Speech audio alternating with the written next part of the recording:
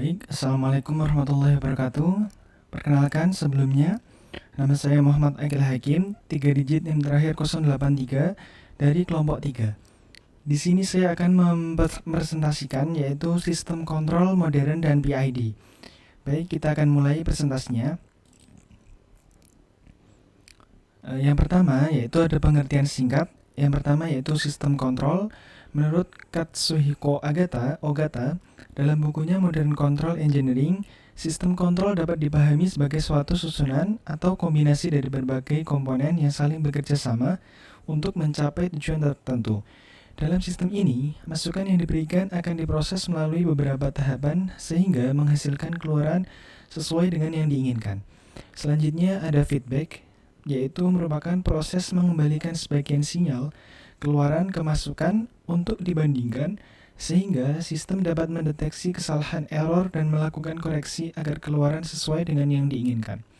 Selanjutnya ada PID controller, yaitu pengendalian metode dalam sistem kontrol yang menggunakan 3 aksi utama, yaitu proporsional atau P untuk merespons besar error saat ini, integral untuk menghilangkan error jangka panjang, dan derivatif untuk memprediksi serta meredam perubahan error di masa depan. Selanjutnya ada tujuan utama sistem kontrol. Yang pertama yaitu mengatur keluaran sesuai yang diinginkan, yaitu sistem kontrol bertujuan agar output atau hasil sesuai dengan nilai yang diinginkan atau set point. Yang kedua ada meningkatkan stabilitas sistem, mengurangi fluktuasi atau gangguan. Yang ketiga ada mempercepat respon sistem, yaitu sistem kontrol untuk lebih cepat mencapai kondisi yang diinginkan. Selanjutnya ada mengurangi kesalahan atau error. Yang terakhir ada meningkatkan efisiensi dan keandalan. Selanjutnya ada komponen utama dalam sistem kontrol. Yang pertama ada set point atau SP ya pada penjelasan teori dasar sistem kontrol, yaitu target atau nilai yang kita inginkan kita set pada awal yaitu disebut set point. Selanjutnya ada aktuator, yaitu merupakan elemen atau kontrol yang mengeksekusi perintah dari pengendali. Jadi aktuator itu modelnya kayak misalnya water valve atau keran gitu yang mengeksekusi perintah dari controller. Selanjutnya ada controller, yaitu ini otak ya dari sistem kontrol, dasar sistem kontrol. Ia menerima data dari sensor dan membandingkannya dengan set point. Jika ada perbedaan disebut error, maka controller akan menghitung tindakan apa yang harus diambil. Yang terakhir ada sensor, yaitu komponen yang bertugas untuk mengukur kondisi aktual dari sistem yang dikontrol. Sensor membaca variabel fisik seperti suhu, kecepatan, tekanan, dan posisi dan mengubahnya menjadi sinyal yang dapat dipahami oleh controller. Baik, akan kita lanjut ke slide selanjutnya. Selanjutnya yaitu jenis-jenis sistem kontrol. Sistem kontrol jenis-jenisnya dibagi menjadi 2. Yang pertama ada open loop, yang kedua ada closed loop. Open loop yaitu sistem kendali yang bekerja hanya berdasarkan masukan tanpa memperhatikan keluarannya, sehingga tidak ada koreksi jika terjadi kesalahan.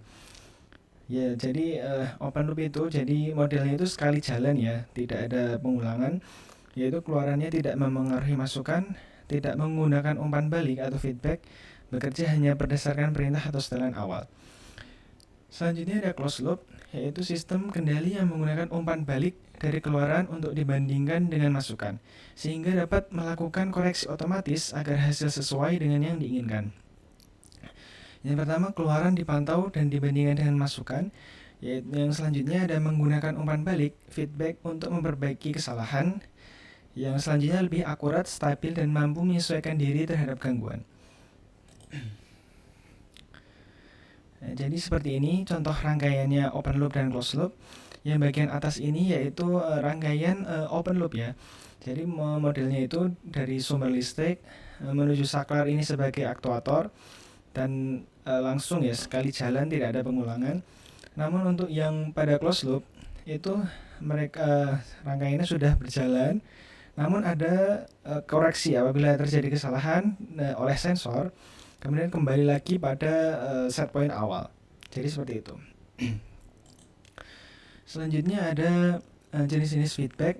Yang pertama ada feedback negatif, yang digunakan untuk mengurangi error, menjadikan sistem lebih stabil dan akurat, paling banyak digunakan dalam sistem kontrol. Terakhir, yang kedua ada feedback positif, yaitu menambahkan sinyal keluaran kemasukan, dapat memperkuat sinyal tapi berisiko membuat sistem tidak stabil. Jarang dipakai pada kontrol otomatis. Selanjutnya ada PID. PID ini dibagi menjadi 3 ya, yaitu ada P proporsional, I integral, dan D derivatif. Yang pertama proporsional, yaitu menghasilkan sinyal kendali yang sebanding dengan error saat ini. Yang kedua ada semakin besar error, semakin besar respon yang diberikan. Fungsinya merespon cepat terhadap perubahan error. Pada integral, menghasilkan sinyal kendali berdasarkan akumulasi error dari waktu ke waktu. Yang kedua ada berfungsi untuk menghilangkan error jangka panjang atau offset yang tidak hilang oleh aksi P. Yang terakhir ada derivatif. Yang pertama yaitu menghasilkan sinyal kendali berdasarkan perubahan error terhadap waktu. Yang kedua ada fungsinya untuk memprediksi arah perubahan error dan meredam fluktuasi dan atau overshoot. Selanjutnya ada prinsip dasar PID. Yang pertama memberikan aksi utama, kemudian ini memberikan tindakan koneksi atau koreksi yang besar sebanding dengan besarnya kesalahan saat ini. Logika sederhananya, jika kesalahan besar koreksinya kuat, jika kesalahan kecil koreksinya pun lemah. Tujuannya untuk memberikan respon awal yang cepat untuk mengatasi sebagian besar kesalahan. Yang kedua ada integral, yaitu menghilangkan sisa kesalahan. Program ini mengingat dan menjumlahkan semua kesalahan yang terjadi dari waktu ke waktu. Yang logika sederhananya, jika ada masalah kecil yang tersisa dan tidak kunjung hilang, komponen I akan terus mendorong sistem untuk melakukan koreksi tambahan hingga kesalahan benar-benar menjadi nol. Yang tujuannya itu memastikan ya sistem kembali seperti menjadi nol dan lebih presisi lagi. Selanjutnya ada derivatif, yaitu mencegah lampau batas dan menstabilkan. Kemudian ini mengamati kecepatan perubahan kesalahan, fokusnya bukan pada kesalahannya, tapi pada tren pergerakannya. Sederhananya, seperti rem prediktif, jika sistem bergerak terlalu cepat menuju target, dia akan memperlambatnya untuk mencegah agar tidak melampaui batas atau overshot. Selanjutnya ada kelebihan dan kekurangan PID. Yang pertama kelebihannya ada akurasi tinggi, dapat meminimalkan error antara keluaran dan set point. Selanjutnya ada stabilitas sistem, yaitu menjaga sistem tetap stabil dan anti gangguan. Respon cepat, dan yang terakhir ada fleksibilitas. Untuk kekurangannya ada akurasi tinggi, dapat menimbulkan untuk kekurangannya. Jadi pada selanjutnya ada kesimpulan. Jadi setelah kita melakukan presentasi, ada kesimpulan yang saya ambil. Yang pertama yaitu sistem kontrol berfungsi untuk mengatur keluaran agar sesuai dengan nilai yang diinginkan atau set point. Yang kedua ada meningkatkan stabilitas, mempercepat respon dan meminimalkan error. Open loop control tidak menggunakan umpan balik, dan untuk closed loop control menggunakan umpan balik dari keluaran untuk koreksi otomatis. Feedback adalah mekanisme pengembalian sebagian keluaran kemasukan untuk dibandingkan dengan set point. PID controller menggabungkan aksi proporsional, integral, dan derivatif untuk sistem agar lebih stabil, cepat, dan akurat. Terakhir ada penerapan PID banyak ditemukan pada AC, cruise control mobil, dan lain-lain. Kelebihan PID akurat, stabil, respon cepat, dan fleksibel. Untuk kekurangannya ada tuning sulit, bisa terjadi overshot, kurang efektif, dan sistem non-linear kompleks dan sensitif terhadap noise. Jadi demikian hasil presentasi yang bisa saya sampaikan. Apabila ada kesalahan mohon dimaafkan, kurang lebihnya mohon maaf. Wassalamualaikum warahmatullahi wabarakatuh.